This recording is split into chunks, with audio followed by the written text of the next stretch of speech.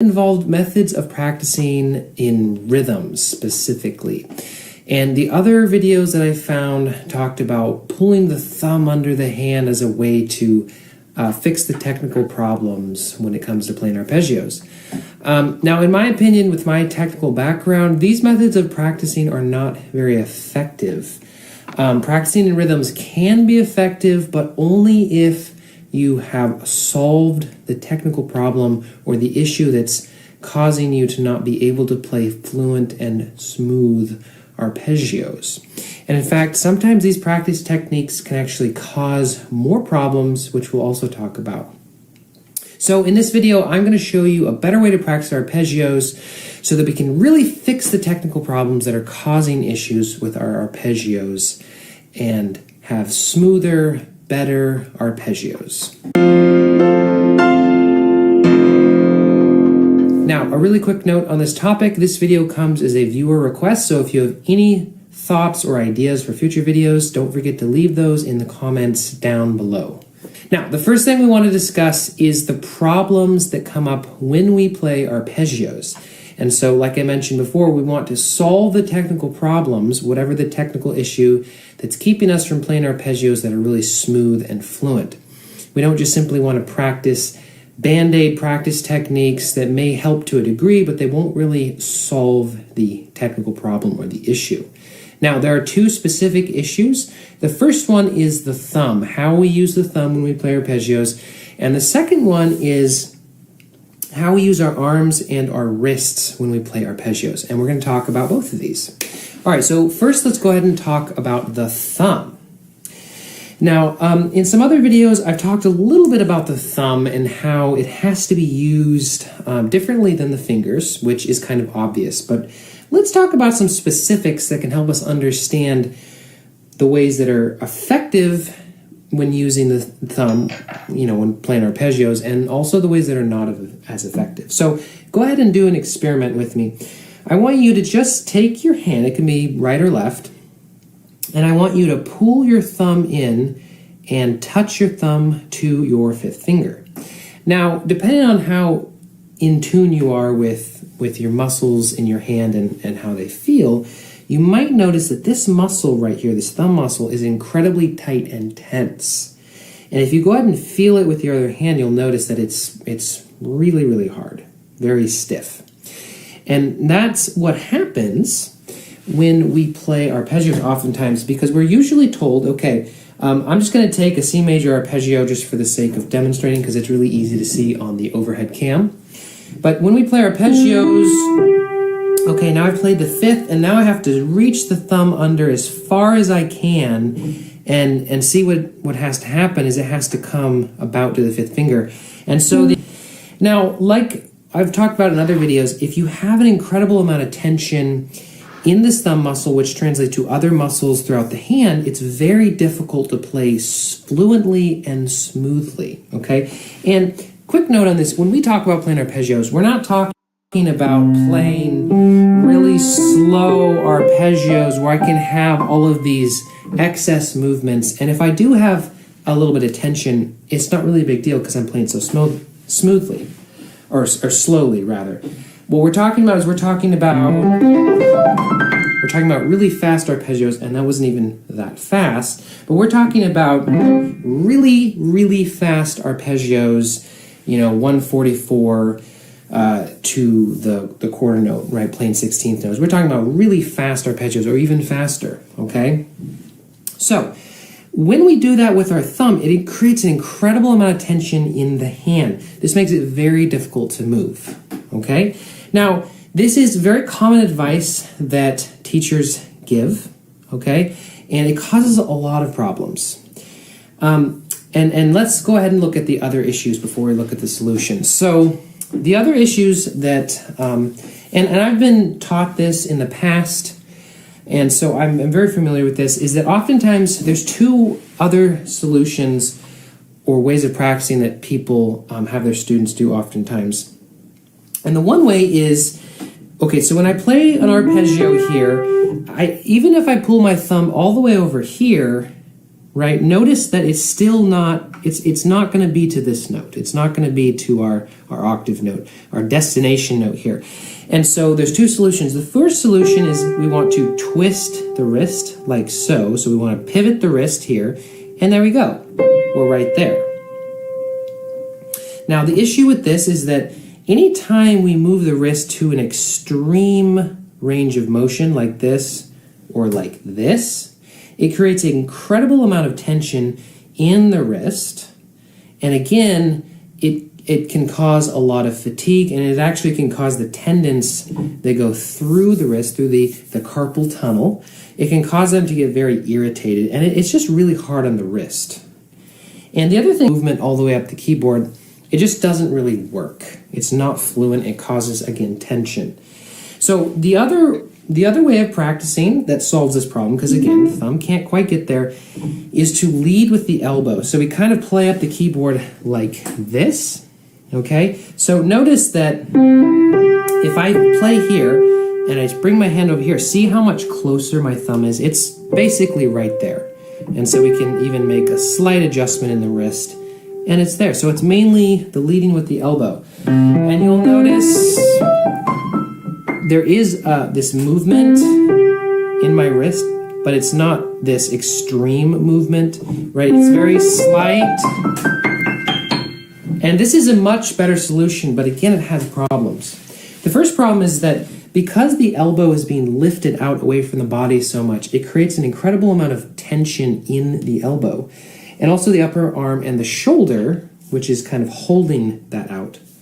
Okay, and the general rule of thumb is that the shoulder and the upper arm muscles, they're very large muscles. They don't move typically very fast. It's not like our forearm muscles that are really, really fast moving. They're large, slow-moving muscles, and they get fatigued very easily. So anytime you're playing like this, oftentimes people call it like flying elbows, it just creates a lot of tension in the elbow. And so it's a better solution, but it's not quite as good as it can be. Again, if we look at that on the way down, notice that I'm closer, my third finger is closer to the fifth, but it's still not quite there. Right? And so it kind of creates this kind of,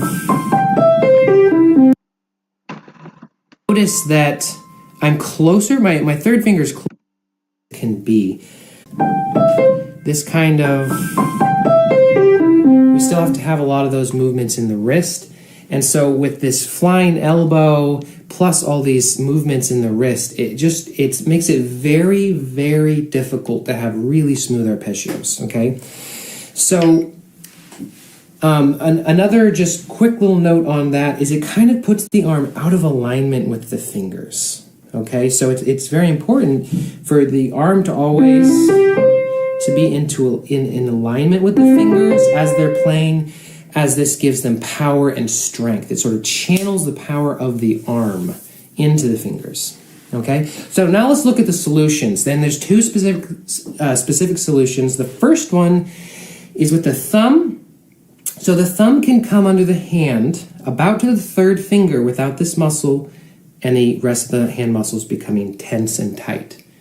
But it can't come much farther than that, otherwise it starts getting tense. So if we look at, let's say the left hand, as I'm going to come here, if my thumb is behind my third finger, my hand's not tight, it's not tense, but it's close. It's much closer than if it was here, right? So there, that can help us. But again, now we have to have some other method of practicing to get us there. And that is where forearm rotation comes in. Now, I've talked about forearm rotation a lot. And I remember when I first learned about it and my teacher started helping me apply it to my playing, I thought it was like the holy grail. It was like, oh my gosh, so many things just feel so much better. So I'm kind of obsessed with it in a way. But let me show you how it can really make these arpeggios so much more fluent and smooth, okay? So the basic movement is this. If I play an arpeggio, and what I'm going to do is I'm going to actually rotate my arm this way. So each note that I play has a rotational movement either to the right or to the left. So my thumb is going to be left, right, and then right more. And just if you rotate you continue to rotate towards the left, then your thumb goes back to C. So it's sort of this left, right, right, left. Now, forgetting about the thumb coming under a little bit so we can have a little smoother or a more smooth connection. Forget about that for a second. Just try this at home. Just pause the video and try this. And I want you to notice how easy that is and how smooth it is and how natural it feels. There is a slight horizontal movement in the arm, which is very simple and easy. The arm is aligned behind each finger that's playing. Hey guys, so this video ended up being super long. It was almost 20 minutes, so I decided to break it into 2 different parts. So in part 2, for watching, if you haven't done so, make sure and subscribe so you don't miss any future videos, and I'll see you guys next time.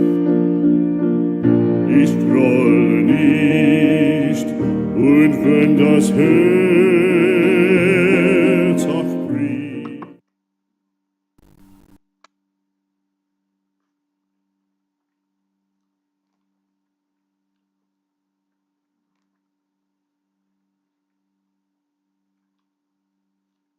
Hey guys, welcome back to the channel. So this is part 2 of a better way to practice arpeggios.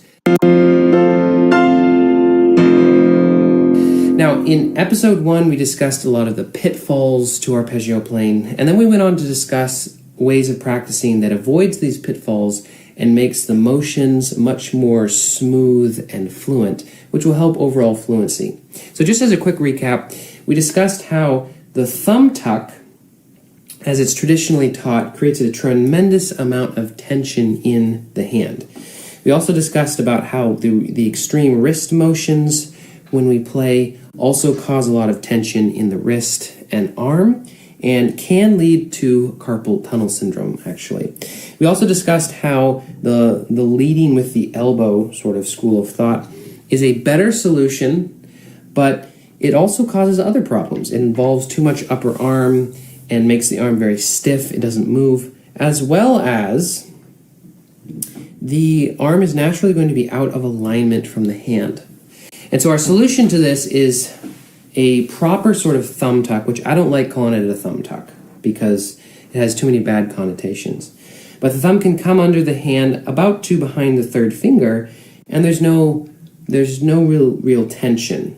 Obviously, there's a certain amount of tension in the thumb, but it's not an excess amount of tension. That's an important point.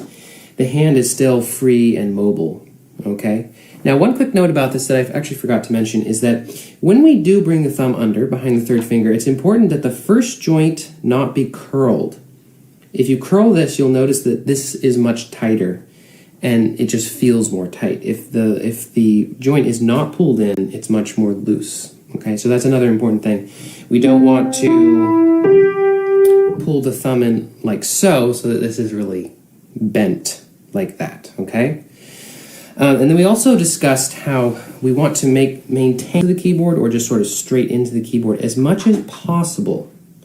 And this means that it's sort of a straight line for the muscles and really the tendons to go through the wrist to the fingers so that they just can move really freely and the fingers move very freely.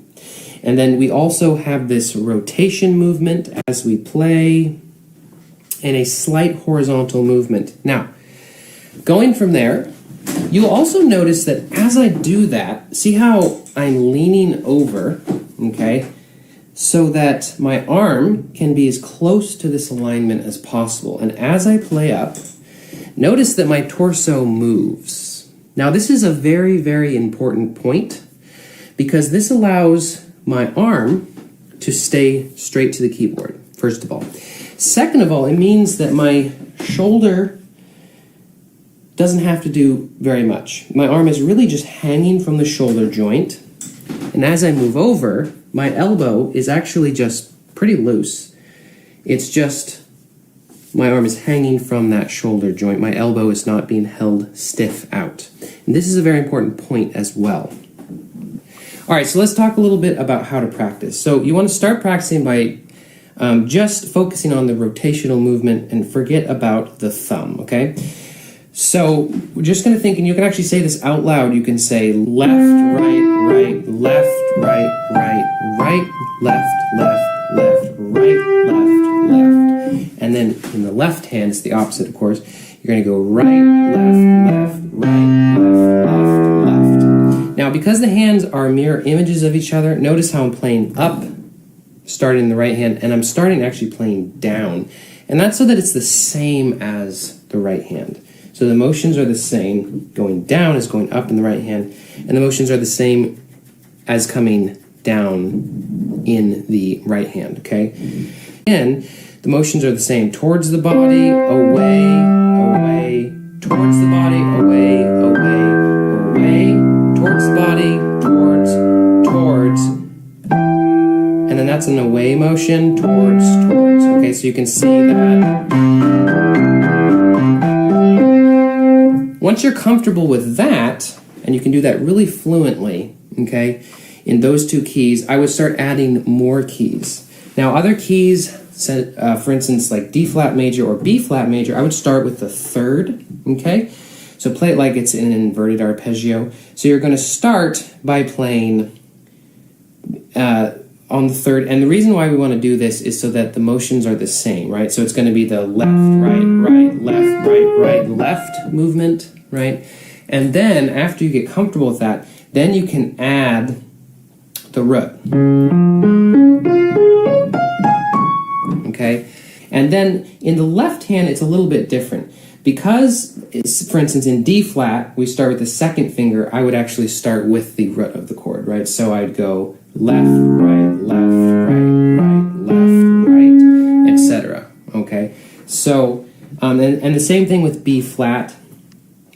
Okay, I would start with the third and then add the root once you get comfortable with that. And the same in the left hand. Now I use a 3-2-1 fingering in B flat, which is less common, but I like doing that 3-2-1, 3-2-1, etc. Now, because you're going to start practicing with different fingerings in right and left for some of those other keys that have different fingerings, I would start by doing that hands alone. Once you're comfortable, then you can start putting those hands together, etc. Now, once you're really comfortable with a wide range of keys, I would start adding the thumb movement. Now, it's very important to be careful with the thumb movement. Again, as you play, the thumb only comes behind the third finger and it doesn't pull in excessively like this. A small amount of this is fine. That's just sort of natural for the thumb, okay? But not a little ways. Now, the last point that I wanted to make briefly is that when you practice, it's really, really easy to be doing something slightly different in, for instance, the left hand. Because most people are right-handed, and so they'll naturally pick it up easier in the right hand. So this has happened to me in the past, and with my students a lot as well, is they'll be playing something and they'll be doing something weird in the left hand. So a very common thing is to lift on the thumb, sort of like this, which is kind of awkward, right? Well, that will totally change the rotation. It will change everything about what you're doing because you're adding different movements and everything. So it will feel different. It might feel very awkward. It might even make you tired. And so it won't work as well. So it's very important to make sure that everything is exactly the same in both hands. And that's why I recommend practicing first right hand by itself, left hand, and then slowly adding that in contrary motion. Now, sometimes this connection, right, where you sort of shift in both hands and go back to the thumb on the root, that can be a very challenging movement. But the reason why I recommend practicing like that is so that you can get used to that movement before you really start doing other things. So for instance, before you put your hands doing parallel motion, notice that your hands are doing opposite things, right? So I'm going to rotate left, right, right, and then left in the right hand, but right in the left hand. Well, because you're doing different things, it's very easy to not do that in the left hand, not actually use the rotation, or in the right hand, and so things get kind of a little bit messed up and not quite right, and then as you speed up, it's not quite right. It will be more efficient and smoother, perhaps, but it will be difficult to build speed because we've sort of missed little steps on the way. All right, guys, so that concludes this video. So I definitely recommend that you give these practice techniques a try. And don't forget to put some comments down below and let me know what you found the most helpful in practicing arpeggios and what your thoughts are. As always, thank you so much for watching, and I'll see you guys next time. Ich grolle nicht.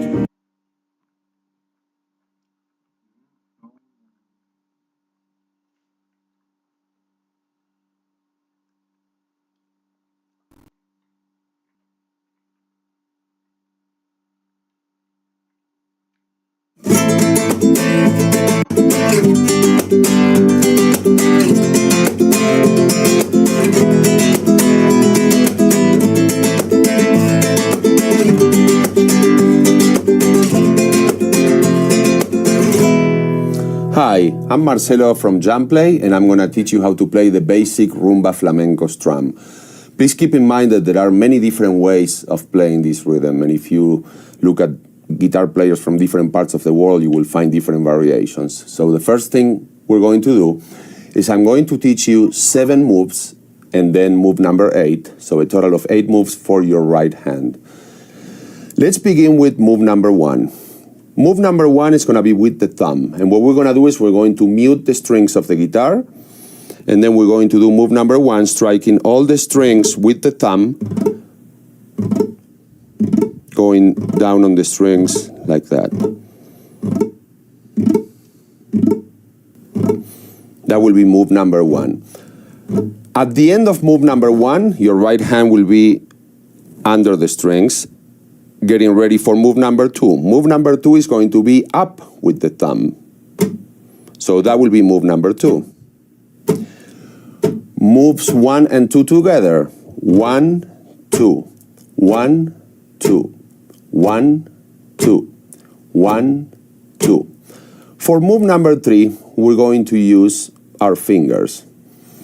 If you're looking at the PDF, you will see it says hand, meaning the rest of your right hand. Some people might want to use 2 fingers. Some people might feel more comfortable using 3 fingers. Sometimes if it's a heavier song, you might use 3 fingers. If it's a lighter sound that you're looking for, you might use only 1. But the point is that move number 3 is going to be an accent. So for move number 3, you want to have a little bit of an accent going down.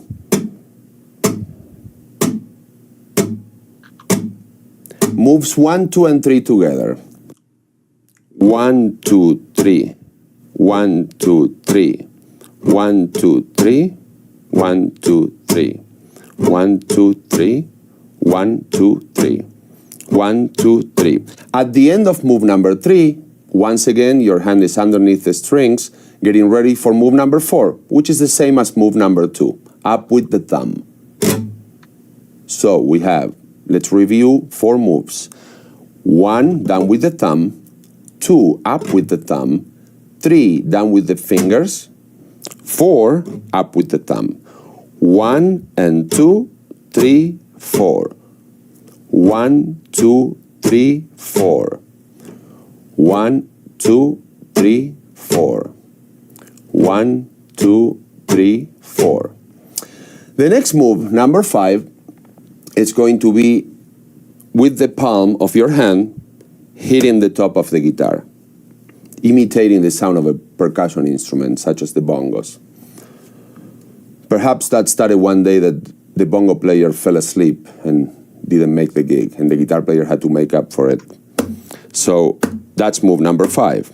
Simply put your right hand on the strings. There's 2 ways to do move number 5. You can very softly use it to stop the strings from ringing, or you can actually do it more percussively.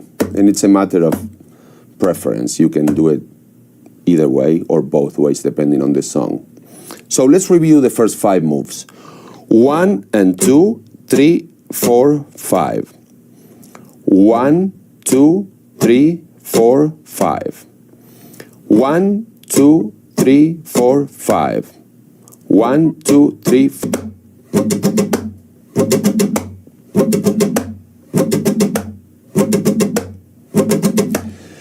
Now, moves 6 and 7 are really easy. But the problem is putting 1, 2, 3, 4, 5, 6, and 7 together. So I suggest that you practice 1, 2, 3, 4, 5 a lot until your right hand feels very comfortable with 1, 2, 3, 4, 5. Let's review one last time. Down with the thumb is 1, up with the thumb 2, down with the hand is 3, up with the thumb is move number 4, and 5 is with the palm. Move 6 and 7, you're already on the strings with the palm. That was move number 5. And now move number 6, you're simply going to lift your hand and touch the strings on your way up. 5, 6, 5, 6, and 7 is just down with the hand again, down with your fingers. 5, 6, 7. So the first way that you should be practicing these moves, I would suggest, should be just practice 1, 1, 1, 1. When you feel comfortable with 1, you go, okay, I feel comfortable with that. 1, 2, 1, 2, 1, 2, 1, 2, 1, 2, 1, 2, 1, 2, 3, 1, 2, 3, 1, 2, 3, 1, 2, 3, 4. 1, 2, 3, 4. 1, 2, 3, 4. 1, 2, 3, 4, 5. 1, 2, 3, 4, 5. 1, 2, 3, 4, 5. 1, 2, 3, 4, 5. Then you practice 5, 6, 7. 5, 6, 7. 5, 6, 7. 5, 6, 7. 5, 6, 7.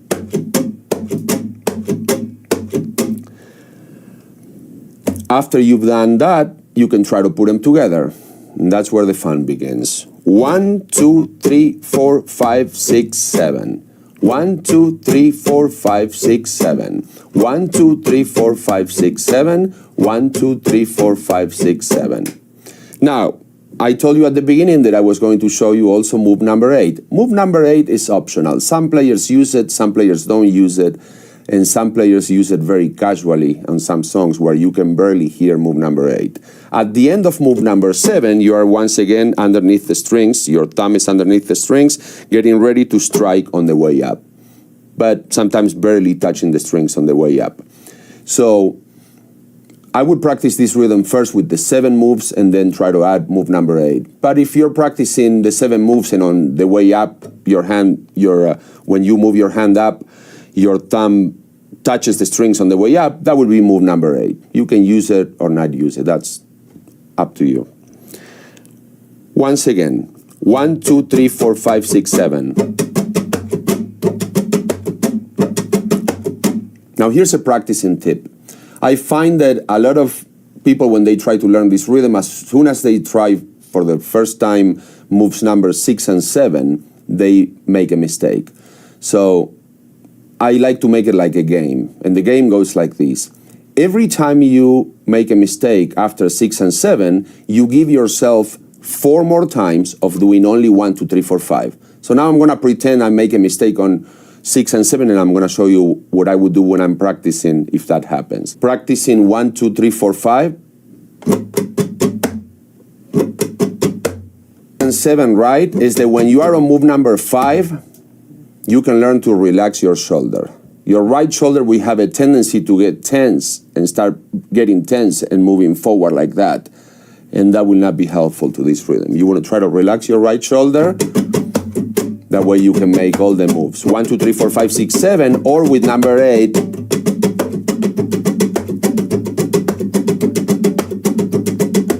In the next scene, we're going to be applying this rhythm to a chord.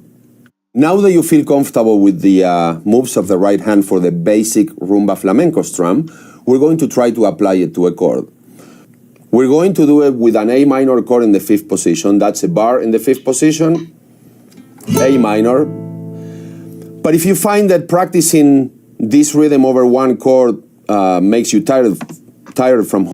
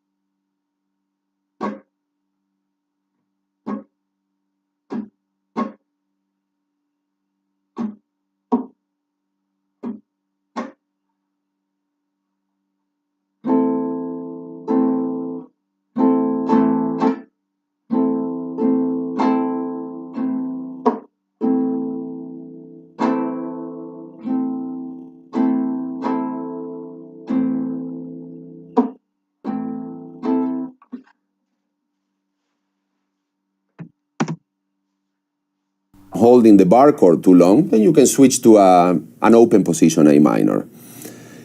When you get more advanced, you will see why it's better sometimes to use bar chords. It's because your left hand will help you with some of the muting of the strings that you don't want to hear ringing. But at the beginning, it's okay to do it either way. So here we go. Move number 1, 2, 3, 4, 5, 6, 7. 1, 2, 3, 4, 5, 6, 7. 1, 2, 3, 4, 5, 6, 7.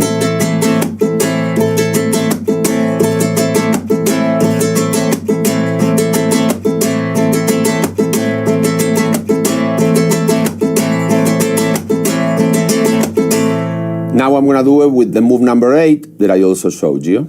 1, 2, 3, 4, 5, 6, 7, 8.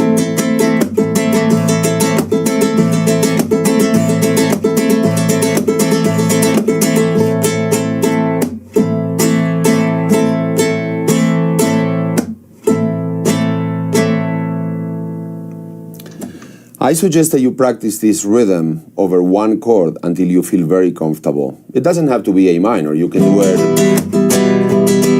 on any chord that you want to do it.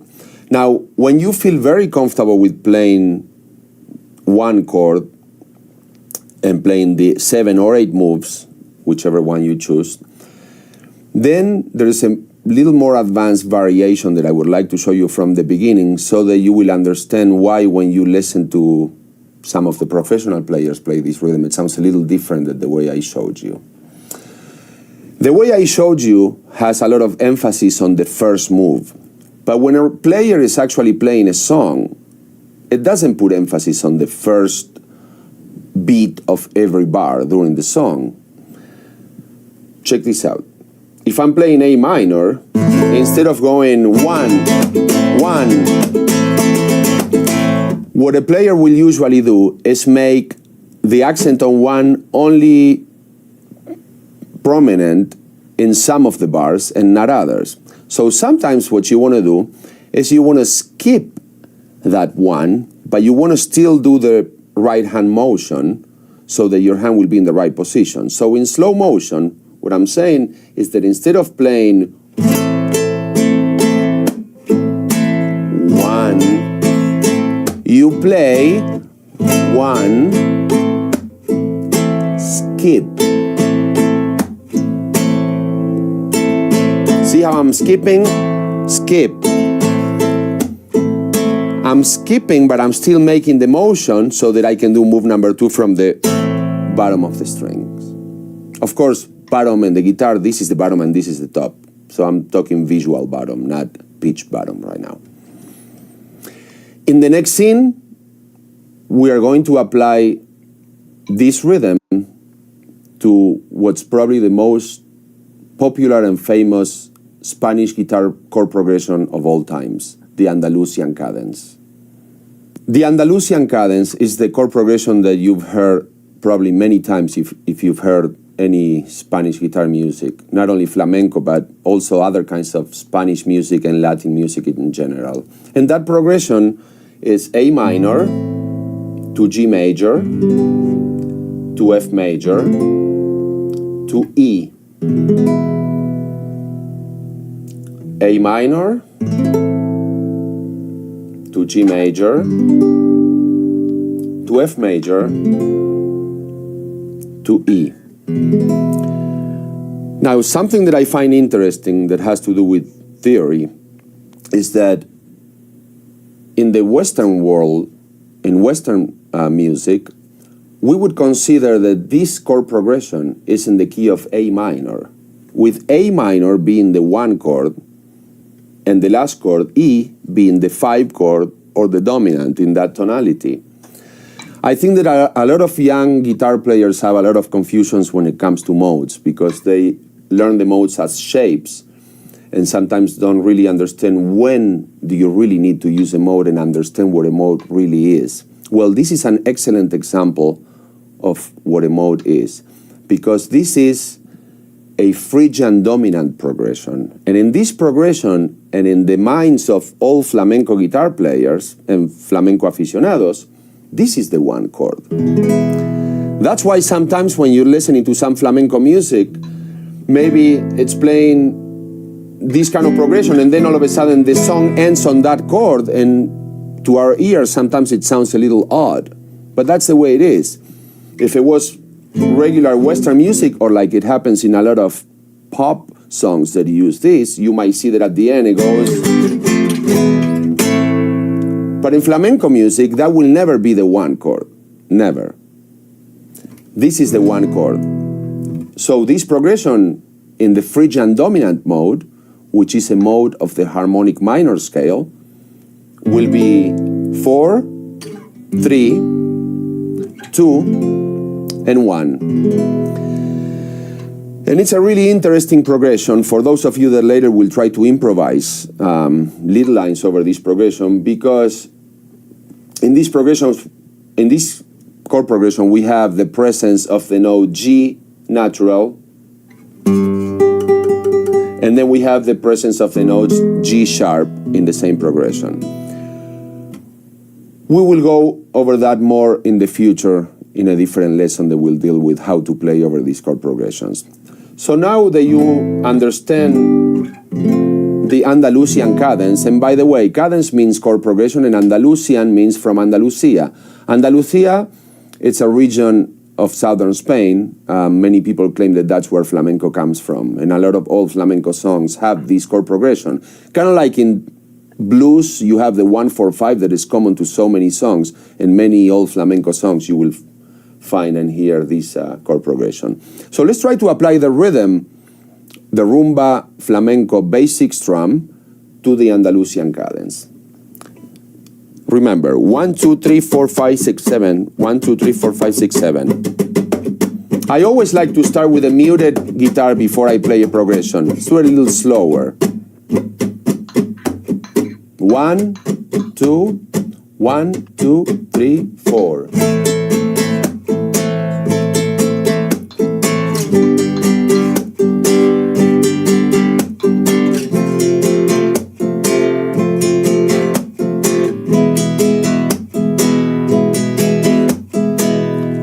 Now I'm going to play it without putting so much emphasis on the one, although I suggest that you practice putting all the emphasis on the one until you feel really comfortable with the rhythm.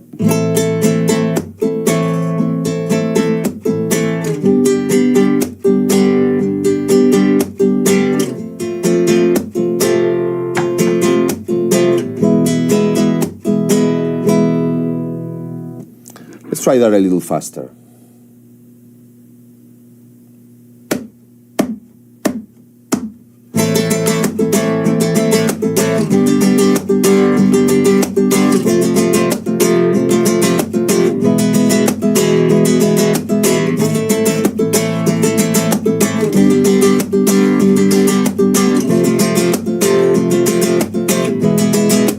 Now 8 moves.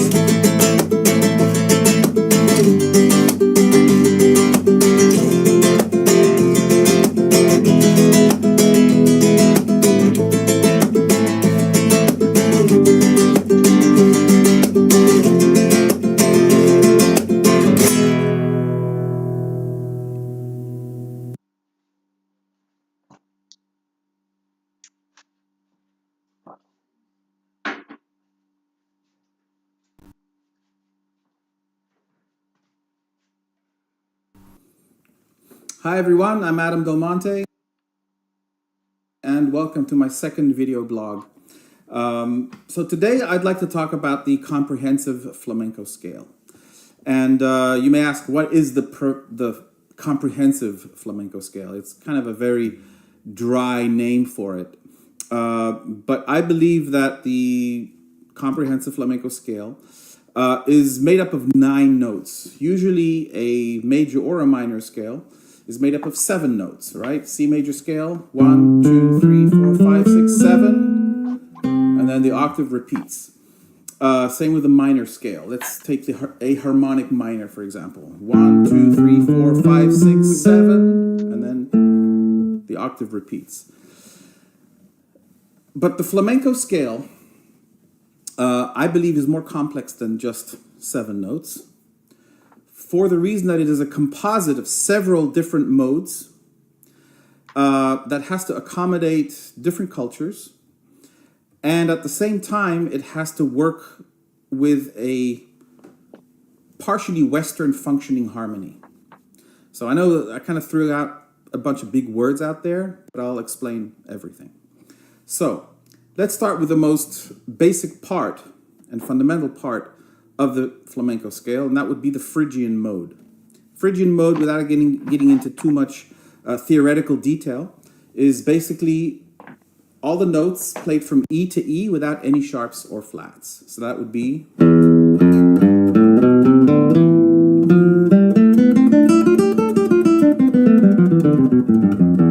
right? Phrygian mode. The harmonic minor goes like this. We're going to do it in A minor.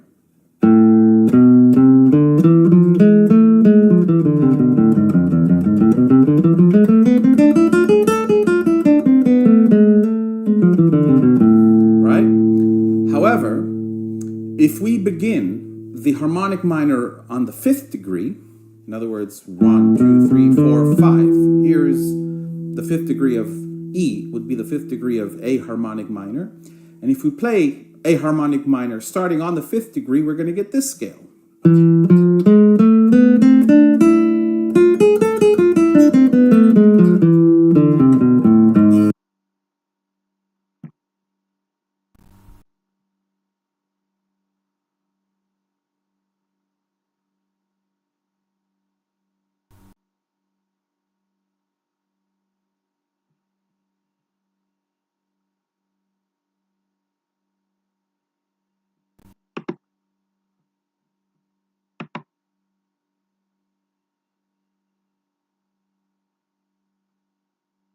In this video, I will share with you 5 most dangerous habits in piano playing and their healthier alternatives.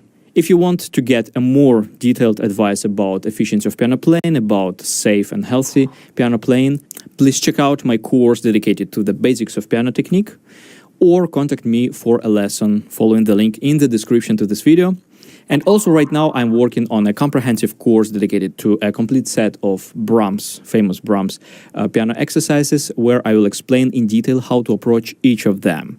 So please subscribe to this channel and hit the bell in order not to miss this course, because the aim of this course is to help you to transform your piano technique. So a bad habit number 1 is, of course, lifting the fingers, because many piano teachers still do teach their students to lift their fingers as high as possible.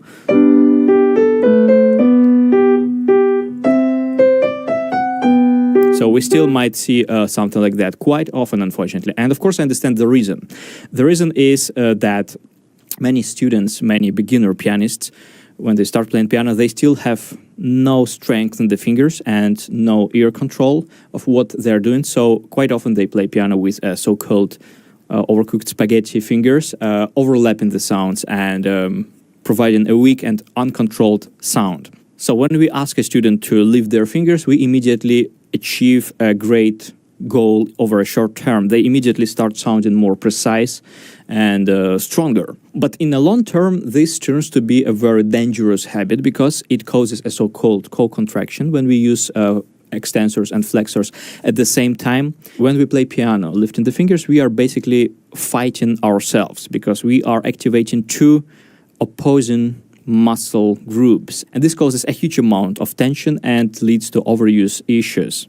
And unfortunately, I have to say that many piano teachers don't take an effort to learn about efficiency of piano playing from the positions of modern findings, modern physiology findings. I even know an internationally established music teacher who works in one of the leading East Coast music colleges in the United States, who plays that way, lifting the fingers a lot. And because of that, she has, time to time, she has strong pains in the hands. So she has to visit a massage therapist time to time in order to get rid of pain.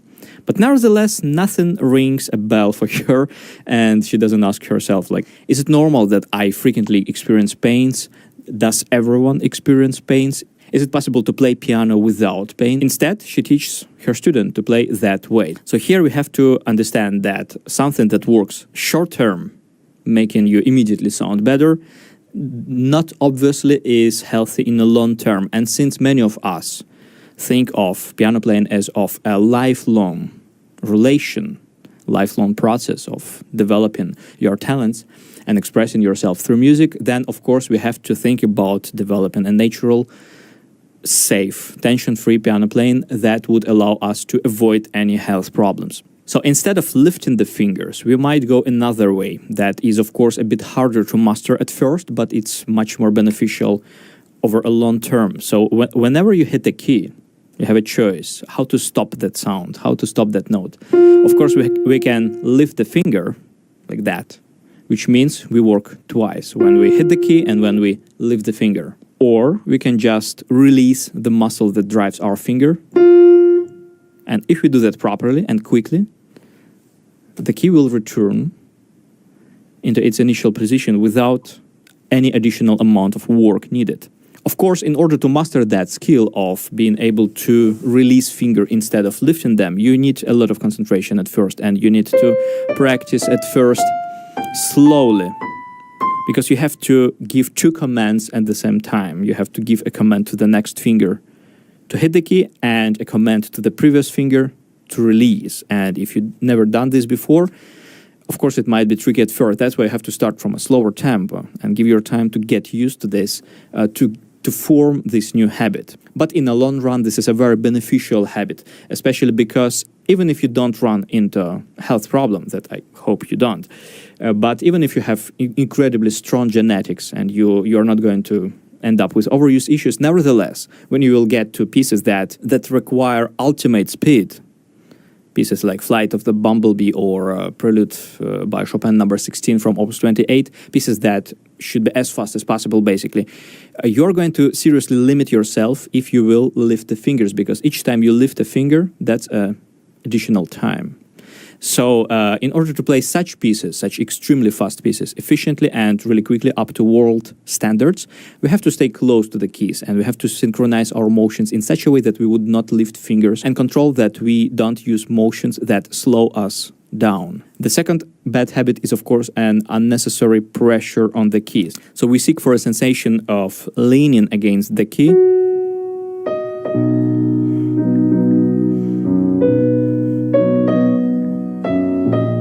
but we avoid unnecessary pressure on the key. Yeah, so that's a very thin border on the one side, to lean against the bottom of the key, but on the other side, avoid unnecessary pressure on the key, especially when you play something loud, for example, massive chords. There is absolutely no sense of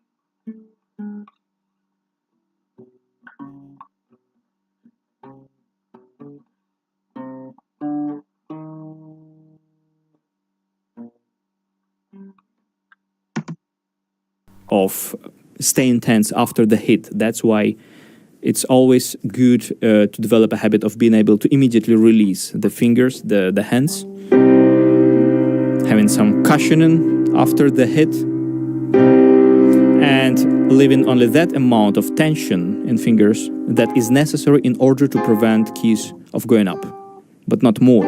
Also, this is very important because if you want to become a good musician, you have to learn how to listen not to the hit of the sound, but how the sound blossoms after the hit. And this is much easier to do if you have this setup of releasing yourself physiologically after each hit. So when you hit a loud chord, your task is not just to focus on the moment of the hit, but also on immediate release and continuing listening to the sound, being free after the hit, cushioning after the hit, and leaving only that amount of tension in fingers that is necessary in order to prevent keys of going up, but not more.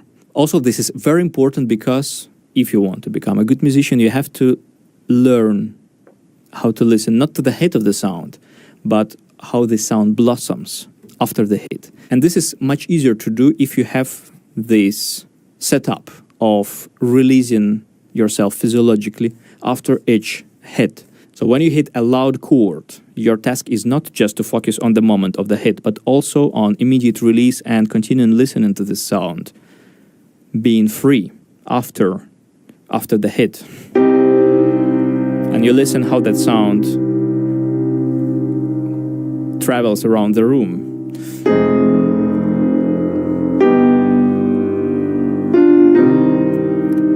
Which will help you to listen to the sound itself better and build beautiful phrases and find a very powerful but nevertheless noble sound, which is quite impossible to get if you are staying tense all the time. Another quite dangerous habit is, of course, tension in the wrist. You might see it when people play with a high wrist like that, but we have to understand that this happens as an unconscious reaction to some other issue. For example, when a student sits too low or too high. I would remind here that the best sitting posture is when your elbows are more or less on the level with the keys, when your forearm is parallel to the surface of the keys, but not too low or too high. And of course, one of the most common reasons why we get tension in the wrist is lack of stability in the metacarpal bridge and nail joints of fingers. Because each bodily part, each part of our arm executes best a certain function. And the function of the wrist, the primary function of the wrist, is providing us with that flexibility and elasticity in piano playing, but it's not really good in holding a constant tension.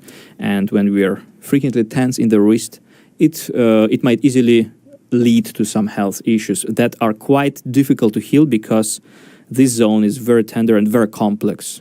So physiology of the wrist is very complex, and when something goes wrong, usually that's a problem. It takes a lot of time to heal. That's why we have to train our fingers, and I think that I was doing quite rapid progress in piano playing when I was a child. Also, mainly because I loved all kind of games with the ball. I was a very passionate goalkeeper. So by the time when I started playing piano, my fingers already were very strong. And with the help of my teacher who helped me to find good movements, to set up a good hand posture, of course, it was quite easy to develop fluent technique. But if you feel that you can't hold stability in the metacarpal bridge and in the nail joint of your fingers, if you feel that your fingers are bending backwards, of course, I would suggest you to consider training your fingers not only by practicing piano, but, for example, obtaining some special gummy balls or special devices for training the fingers that you can get at a physical therapist office or maybe in some sport shop. There are also some simple exercises that you can do without instrument, like for example finger wrestling, when you connect the wrists. Create a rhomb structure with your hand palms, with your fingers, and then fight with each finger against another one, so fifths against fifths, fourth against fourth, and so on. And the task here is to keep wrists together and to activate nail joint of the finger, so not letting fingers bend backwards like that, but always maintaining a good shape, good rounded shape in your hand palm, and activating nail joints and metacarpal bridge. Or, for example, just hanging on any kind of surface, table or desk, hanging on a finger like that, turning your finger into a hook, into an anchor, and making sure that your wrist is relaxed and you are stable in the nail joint and in the knuckle. And then just